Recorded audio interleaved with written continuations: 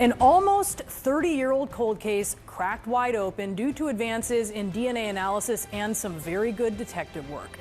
Back in 1994, 37-year-old Robin Lawrence was stabbed to death in her suburban Virginia home, not far from Washington, D.C., while her 2-year-old daughter, who was unharmed but left alone, was in the other room. Police collected DNA at the time, but they could not find the killer until now. Detectives revisiting this cold case used that DNA to find blood relatives and come up with a sketch of what the suspect may have looked like. And you see the sketch here alongside 2 photos of the suspect when he was younger. And this led 2 Virginia detectives to the New York home of Stephen Smirk, who has now been charged with second-degree murder. Kevin Davis is with us now. He is the chief of the Fairfax County Police Department. Chief, thank you so much for being with us. Obviously a terrible case, but good news that there's an ending here. Explain how these detectives tracked Smirk down with DNA and how this sketch played a role. Well, thank you for having me, Brianna. That sketch is amazing, and that sketch was not drawn by an artist. It was generated by genetic research genealogy.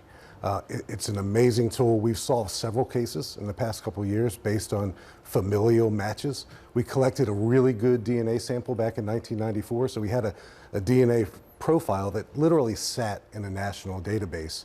And almost 30 years later, a relative of Stephen Smirk was hit upon. So we knew that we didn't have our killer necessarily, but we had someone related to our killer, and that's when our cold case detectives decided to take a trip up to Niskayuna, New York.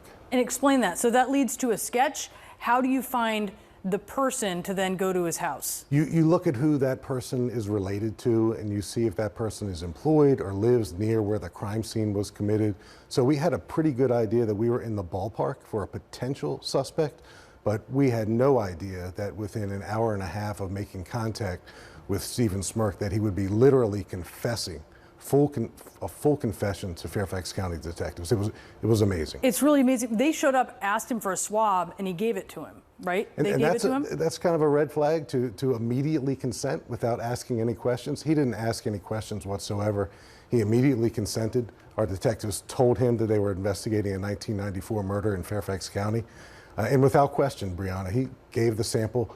An hour and a half later, when our detectives were back at their hotel, he called one of our detectives and said, "I want to talk about what I did." This is a brutal murder. This was a brutal murder, and this suspect who has confessed seems to have lived it seems a pretty normal life since then. Did you learn anything from him about this? That too is amazing. There's many extraordinary things about this case. He's been married for many years, and he has 2 high school age children, and seemingly lives an ordinary life as an IT professional.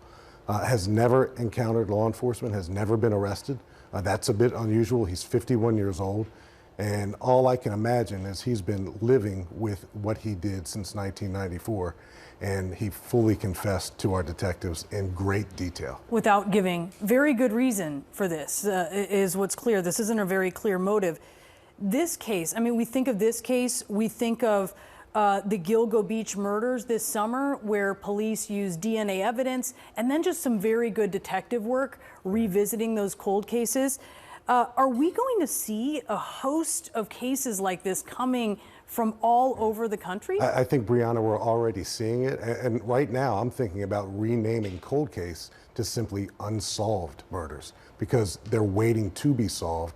And with genetic genealogy research and analysis and the familial matches that we're making left and right in our profession, it allows us to get to closer and closer to persons who do and commit the ultimate crime of murder. Our victims can't speak for themselves, so we have to do that work on their behalf. And they still have family members, who want answers. It's so important. Chief, thanks so much for being with us. We really appreciate it. Thanks, Brianna. Jim?